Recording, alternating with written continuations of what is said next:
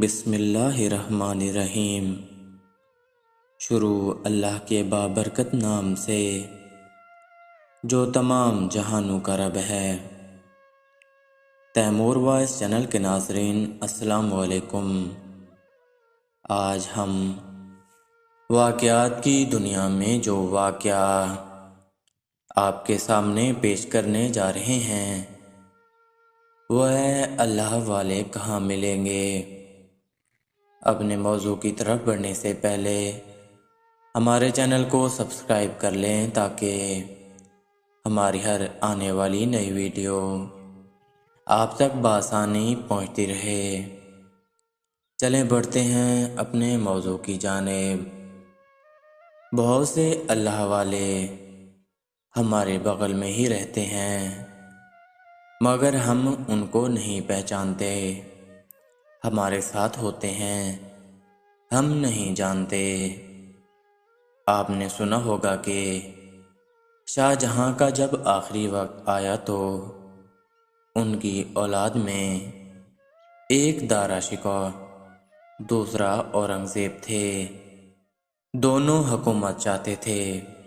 اورنگزیب نیک دل انسان تھے۔ وہ حکومت سے دین کو تقویت دینا چاہتے تھے۔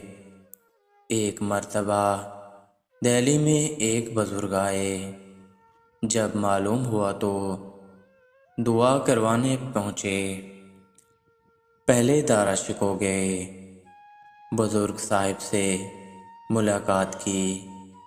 انہوں نے کہا میرے گدھے پر بیٹھ جاؤ، مگر دارا شکوہ نے انکار کر دیا۔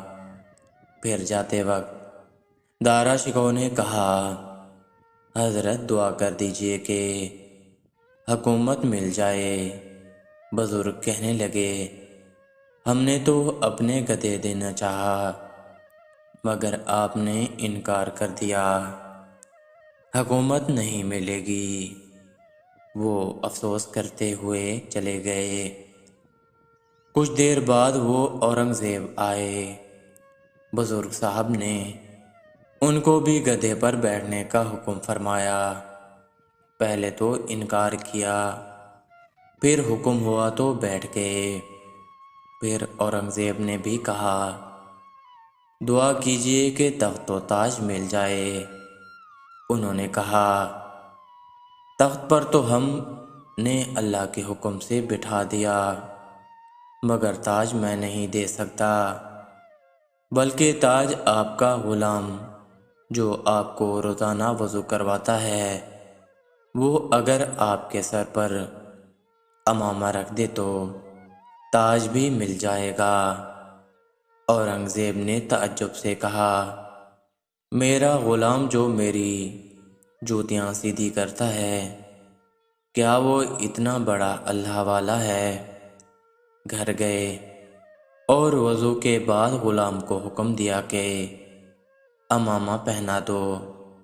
غلام نے کہا حضور میں آپ کے سر پر کیسے رکھ سکتا ہوں، گستاخی ہوگی۔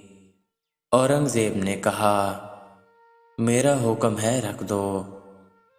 اس نے رکھا تو مگر سمجھ گیا کہ میرا راز فاش ہو گیا ہے۔ اس کے بعد وہ وہاں سے غائب ہو گیا۔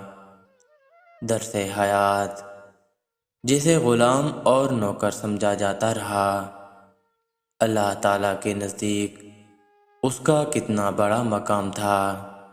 لہذا آج بھی اللہ والے موجود ہیں مگر پہچاننے والی آنکھ چاہیے۔